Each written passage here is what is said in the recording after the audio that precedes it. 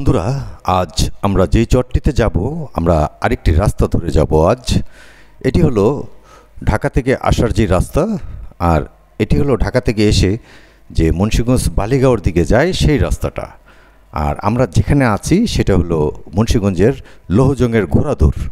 এখানে আপনাকে বাসে নামিয়ে দিবে, নামিয়ে দিয়ে আমরা এখান থেকেই পদ্মা পার হয়ে ওই যে দেখা যাচ্ছে পদ্মা, এই পদ্মা পার হয়ে ট্রলার দিয়ে আমরা সোজা ওপারে চলে যাব ওই চরটিতে।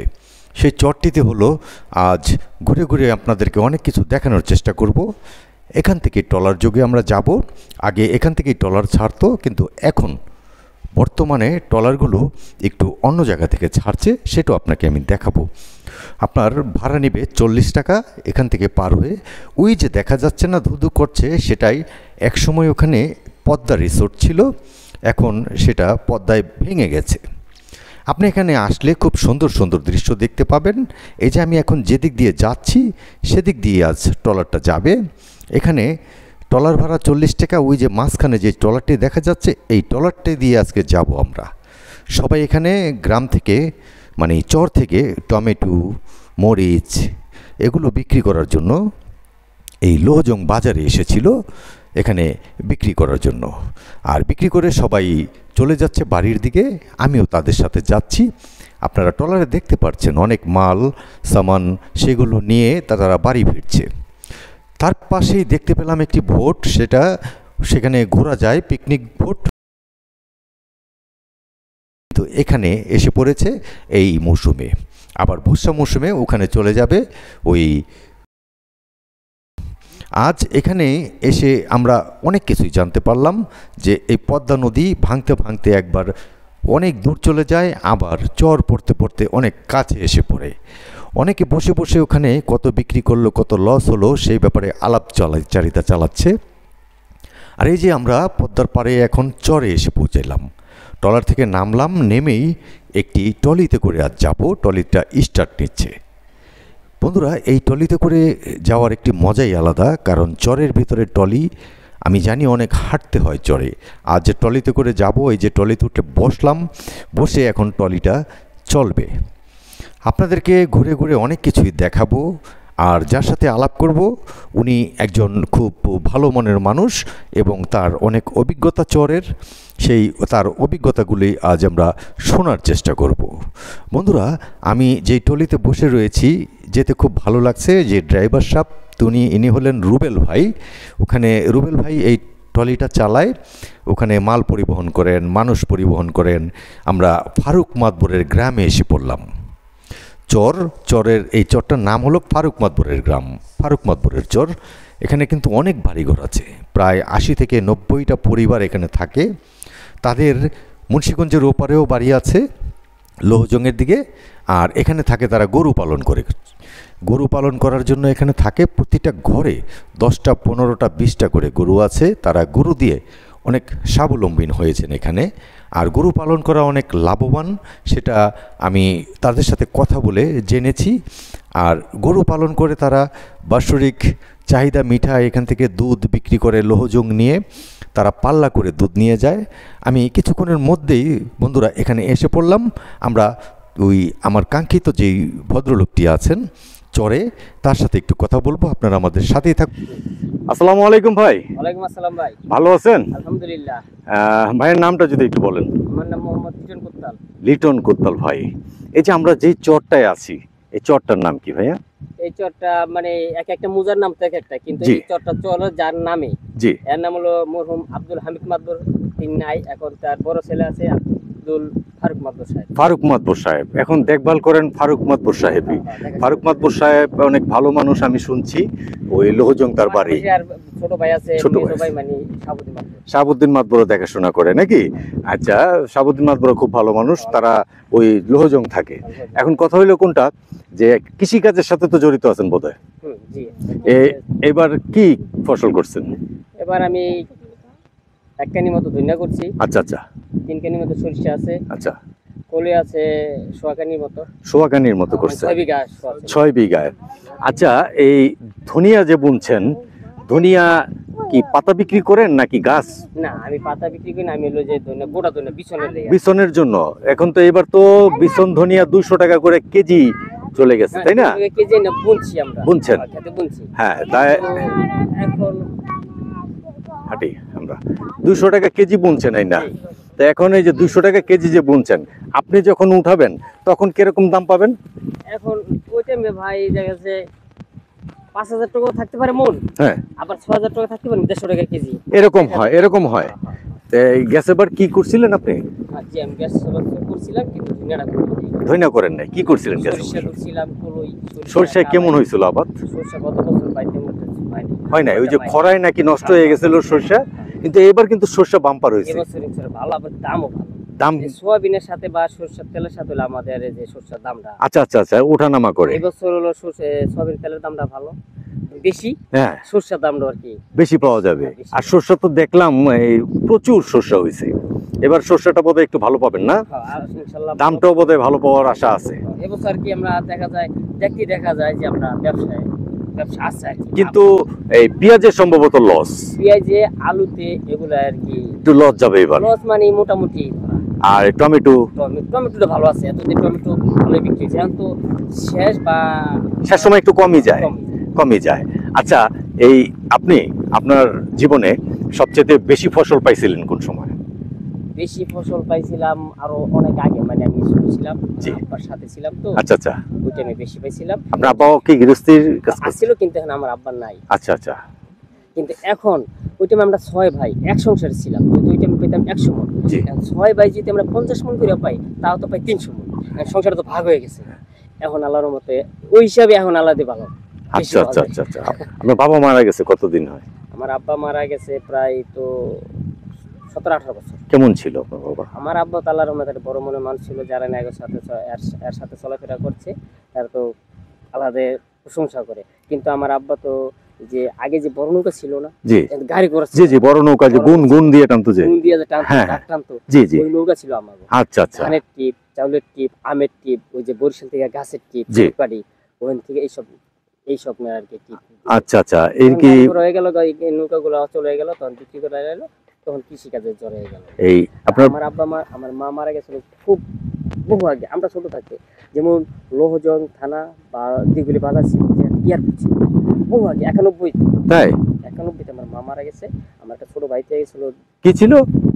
91তে একটা এয়ারপোর্ট ছিল। এয়ারপোর্ট মানে বড় অনেক মাটি উড়াইয়া উঁচা করে এয়ারপোর্ট করার সম্ভাবনা করছিল, এর সাথে আমলে শুনছি, আচ্ছা আচ্ছা, কিন্তু এয়ারপোর্ট হয় নাই। আচ্ছা, 88-তে বন্যা হয়েছিল, হ্যাঁ, বন্যায় চরের লোকজন যখন নদী ভাঙছে, এই তখন ওই জায়গায় আশ্রয় নিয়েছিল, কিটি ভারী অনেক অনেক, মানে আমি আচ্ছা, মনে আছে। হ্যাঁ, তখন আর কি আমার মা মারা যায়, আমার একটা ছোট ভাই হয়ে যায়। এই যে একটু আগে আপনার সামনে একটা ফোন দিয়েছিল, এর নাম ছিল দেলোয়ার, 2বার বিদেশ করে আইছে। তো ওই ভাইটা 6 মাস কি 1 বছরের বয়স আছিল। আচ্ছা আচ্ছা, একটা বোন ছিল ছোট, কোন দেশে ছিল?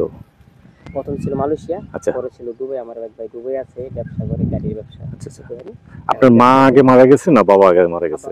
মা মারা গেছে। মা মারা গেছে আগে, তো এতিম হয়ে গেছেন গা? হ্যাঁ, আমার আব্বু নেই, মা এতিম হয়ে গেছেন, সংসার, নিজের সংসার নিয়ে আছেন। আর এই কৃষিকাজ, কৃষিকাজে একটা ব্যবসা করি, দোকান, একটা দোকান করছেন, এই যে চলাফেরা। আল্লাহর আপনাকে দোয়া খুব ভালো আছে। মা বাবা কোথায় ছিল? আব্বা মা আমার সাথেই ছিল, কিন্তু আব্বা মারা যায় যে পালেরচর বাজার, এই যে পালের চর বাজার, যে এখানে ছিল। এখানে। আপনার বাবার নাম কি? আব্বার নাম আরশাদ আলী কোটাল। আরশাদ আলী কোতাল, আমি নাম শুনছি আপনার বাবার। আমি পালের চর নিয়ে কাজ করি, আমি এখনো যাব পালের চর, যাওয়ার সময় পালের চর দিয়ে যাব। খুব ভালো লাগলো আপনাকে পেয়ে। আর কথা হলো কোনটা, যে তারা পালের চর ছিল, এই চর আপনি ভাঙতে দেখছেন 2-1 বার? হ্যাঁ, এইবার মোট 3বার দেখি। 3বার ভাঙতে দেখছেন আপনি? আমি এই চর আছে দুয়াল্লি থেকে, জি, এই জায়গায় আমি 4 বছর ছিলাম। হ্যাঁ, ভাঙতে যে বিক্রমপুরে চলে যাই, হ্যাঁ, তো বিক্রমপুর থেকে আবার পালেরচর বাজারে একটা ফলের দোকান ছিল।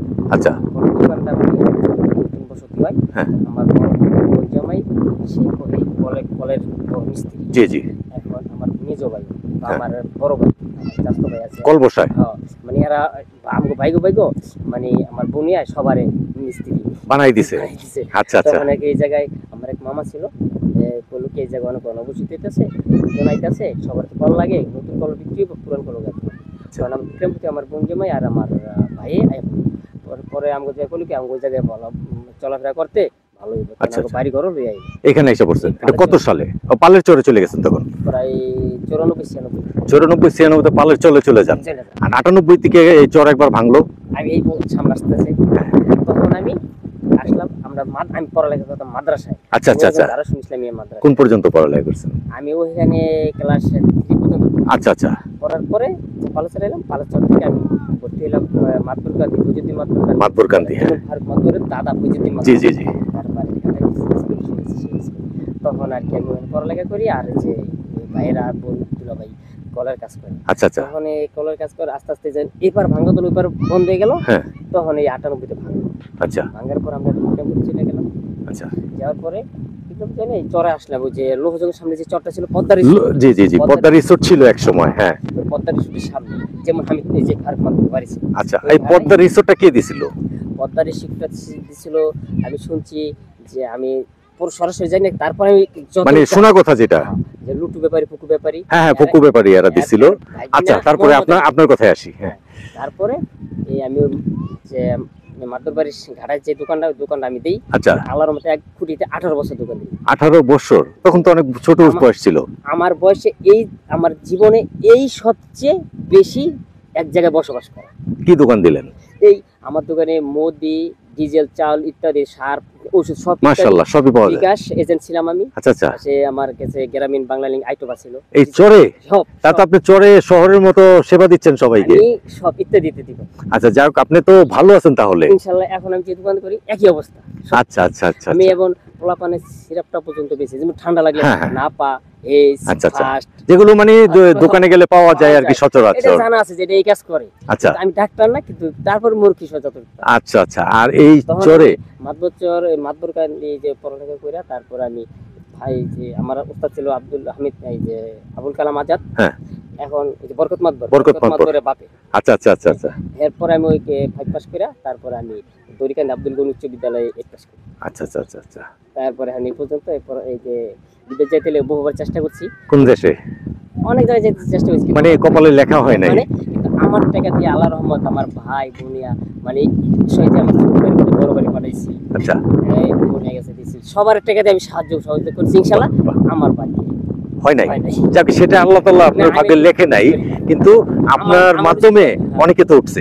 আল্লাহ দিলে ভালো হইছে। ভাই ব্রাদার তো সচ্ছল নাকি? আমার ভাই যে দুবাই থাকে দৈনিক লাখ টাকা ইনকাম। মাশাআল্লাহ মাশাআল্লাহ। কিন্তু আমি টাকা দেই পাঠাই দিছেন, এটা তো আপনি একটা উসিলা। সিঙ্গাপুর থেকে আইয়া পরে আবার দুবাই গেছে, দুবাই এখন ভালো আছে। আচ্ছা আচ্ছা আচ্ছা। ওখানে কি কাজ করে? ওই ভাই আগে গাড়ির গ্যারেজ ছিল, গাড়ি দুইটো মস্ত। আচ্ছা আচ্টা আচ্ছা। এখন মালিক হয়ে গেছে। গাড়ি চালান শিখছে, শিখে 2 মাসে 2 লাখ 2.5 3 লাখ টাকা কামাইতো। পরে এখন গাড়ি নিজে কিনছে, প্রায় 22টা 24টা গাড়ি আছে। গাড়ি এগুলো দৈনিক ভাড়া দেয়, আর কোনো খরচ নাই। ড্রাইভারে নিব 5,000 বা 7,000 বা 4,000, 20টা গাড়ি 5,000 করে দিল তো 1 লাখ টাকা। আচ্ছা আচ্ছা আচ্ছা। তো 20,000 বা 50,000 খরচ হলো, তো দৈনিক 50,000 টাকা। হ্যাঁ, মানে এরকম হিসাবে চলে আর কি। একটা দোকান আছে আমার ভাইয়ার, মানে কসমেটিক থেকে শুরু করে জামা কাপড় ইত্যাদি। আচ্ছা আচ্ছা। উনি কি দেশে আসেন? প্রায় 15-16 বছর পরে আইছিল, 3 মাস থেকে গেছে। বিয়ে শাদী কোথায় করছে? এত দেরি করে আসে কেন? আসে মানে ব্যবসায় জড়াই গেলে যা হয়। আচ্ছা, এখানে যে বাড়িঘর গুলো দেখা যাচ্ছে, এখানে আসলে এইখানে যে বাড়িঘর দেখছি আমি, এই যে আশেপাশে আপনার সব জায়গায় যে বাড়িঘর দেখা যাচ্ছে, তাই না? এখানে কতগুলো ফ্যামিলি বসবাস করেন? এখানে প্রায় তো 80 থেকে 100 পরিবার বসবাস করেন। আপনারা কি সবাই এমনি একতা আছেন? সবাই একতা আছে। এখানে কি কোনো মারামারি কাটাকাটি এরকম হয় না? এর ভিতরে নাই। যদি বড় উচ্চ ধরনের কোনো গ্যাঞ্জাম লেগে যায়, তখন আপনারা কার দ্বারস্থ হন? আমরা যে তখন যে মাতবর পরিবারে তারাই এসে সমাধান করে দেন। যে কোনো বিপদে আপদে যে কোনো সহায়তা আপনাদের পাশে এসে দাঁড়ায়। দাঁড়াবো, মানে ইনশাআল্লাহ ফোনটা পাওয়ার সাথে সাথে, খবরটা পাওয়ার সাথে সাথে। বাহ, এটা একটা ভালো আপনাদের দেখভাল করে। এপার ওপার আপনি করেন যে বিক্রমপুরের ভিতরে যদি আমাকে কোনো আপদ বিপদ হয়, কিন্তু দেখেন যে এই জায়গায় যত ঘর আছে, প্রতিটা মানুষের বিক্রমপুরে ইনশাআল্লাহ বাড়ি ঘর আছে। আচ্ছা আচ্ছা। তারপরে কেন এখানে থাকে?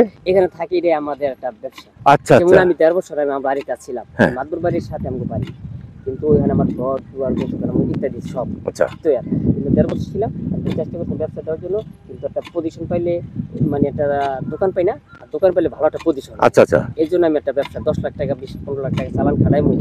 তখন যদি ওই জায়গায় একটা 6 মাস করলাম, এতে দেখলাম আমি 2 লাখ টাকা ছেড়ে দিতে, ছেড়ে দিলে দেখলাম আমার মোটামুটি মাল বা অ্যাডভান্স করে যান প্লাস এই জন্য মনে করলাম যে আমার লোকজন বা আমার কাস্টমার তো চলে আছে, বাকি আল্লাহর রহমত আমি চলতে আছেন। এমনি কিন্তু এমনি ভালো আছেন? ভালো আছে মানে এখন আমার প্রায় 14টা গরু আছে। যাক, 14টা গরু আছে, মাশাআল্লাহ। তাহলে দুধ কেমনে নিয়ে যান? এখানে সবাই আমরা দুধে যে একটা পালা করি, পালা করে নিয়ে যান? হ্যাঁ পালা করি সবাই একসাথে। যে একটু আগে এই যে এদের ড্রাইভার, হ্যাঁ ওই যে রুবেল ভাই, রুবেল ভাই হ্যাঁ, সামনে আইলো তো আমাদের রুবেল ভাই, সবাইকে চিনিয়ে দিলাম যে আমাদের ইনি রুবেল ভাই। হ্যাঁ ইনি আমগো যে গাড়ির ড্রাইভার। হ্যাঁ রুবেল ভাই ভালো মানুষ। যাকে এখন কথা হইলো কোনটা, এই যে দেখেন এই মানে মায়ার খাতিরে আমি আসলাম, আমার থেকে ভাড়া নিল না। এটা কি ঠিক করছে বলেন তো? না ঠিক করছে, আপনাকে আমগো জায়গার মেহমান ঠিক করছে। আপনাকে শুধু একা না, আরো 10 জন বা আসে যায়, যেমন কৃষি অফিসার আসে, তারা তার থেকেও ভাড়া নেয় না। আচ্ছা আচ্ছা আচ্ছা আচ্ছা। তাই এই যে এই ভাই, এই আপনি আজ বিদায় নিচ্ছি, আপনার সাথে কথা বলে আমার কাছে অনেক অনেক ভালো লাগলো। গরু তো 10টা আছে বোধহয়, না আরো কি 14টা? আরো কি বাড়াইবেন ভবিষ্যতে? আমি কেরাম ইনশাআল্লাহ দেওয়া আছে। আচ্ছা, লাভবান কি কৃষিতে না গরুতে? লাভবান গরুতেই বেশি, কিন্তু কৃষি কাজ না করে তো পারা যায় না। গরু পাললে ক্ষেতগুলো তো করতে হয়, ওই কলই কালাই গুলো পর্যন্ত ঘাস বানাইতে ঘাস। শেষ একটা প্রশ্ন করি, এই যে বাইরের অনেকে আইসা আপনাদের আশেপাশে খামার করতেছে, এগুলোতে আপনাদের কি ক্ষতি হচ্ছে নাকি? না এর ক্ষতি নাই, নাকি উপকৃত হচ্ছেন? উপকৃত হচ্ছে, এত দেশের উন্নতি হচ্ছে, দেশের উন্নতি হচ্ছে, চরের উন্নতি হচ্ছে, না ঠিক না? আর আপনারা এই গরুকে খাওয়ান কিভাবে? আমরা গরুকে যে যেমন একটা ইয়ের ঘাস আছে, নেবি ঘাস বা জনা নেপিয়ার ঘাসটা, এই ঘাসটা বুনি বা কলই, বেশিরভাগ কলই, আবার কলই কালাই এগুলো খাওয়ান না? আবার খের আছে না। আর এমনি কি বাইরের কোনো ফিড খাবার খাওয়ান নাকি? না আমরা ফিট খাবার খাওয়ান না। এমন তো ঘাসের অভাব নাই, গরু মোটা তাজা হয়ে যায়, মোটা তাজা হয়ে যায়। শীতের দিন যেমন তেমন এই গরমটা যখন আসবো, এই যে বাংলা মাঘ মাস শেষ, ফাল্গুন চৈত্র আইলে আল্লাহ দিলে। এবার কি এই কুরবানির জন্য কোনো গরু বানাইতেছেন? একটা আছে, মাশাআল্লাহ, বড় না, তারপর আর কি আছে। আচ্ছা আচ্ছা কত আচ্ছা। বছর ধরে আছে? 2টা ছিল, বিক্রি করছিলেন? কত টাকা বিক্রি করছিলেন 2টা? 2 লাখ টাকা। এটা কি এখান থেকে আইসা নিয়ে যায় না ওখানে উপরে নিতে হয়? নিয়ে যায়, আবার আমরা উপরেও নেন? আপনাদের বাড়ি কি উপরে আছে? উপরে আছে, মানে এখানে সবারই বাড়ি উপরে আছে, শুধু গরু পালন করার জন্যই পারে আসে? তাহলে অনেকে বাইরের মানুষের যদি কোনো ভাবনা থাকে যে চরের মানুষ গরিব, আসলে আমরা কিন্তু গরিব না। না ইনশাআল্লাহ আল্লাহ দিলে খুব ভালো আছে, ভালো আছি না আমরা? টাউনে শহরে থাইকেও ইনশাআল্লাহ যতটুকু ভালো আছে, আমগে জায়গায় ইনশাআল্লাহ সবাই ভালো আছে, কিন্তু দূর থেকে বুঝি মানুষ অনেকেই আর কি। আচ্ছা যাক, সবাইকে শুভেচ্ছা জানিয়ে আজ এখান থেকে বিদায় নিচ্ছি, এখানে শেষ করছি ফারুক মাতবরের চর থেকে। আসসালামু আলাইকুম। ওয়ালাইকুম আসসালাম।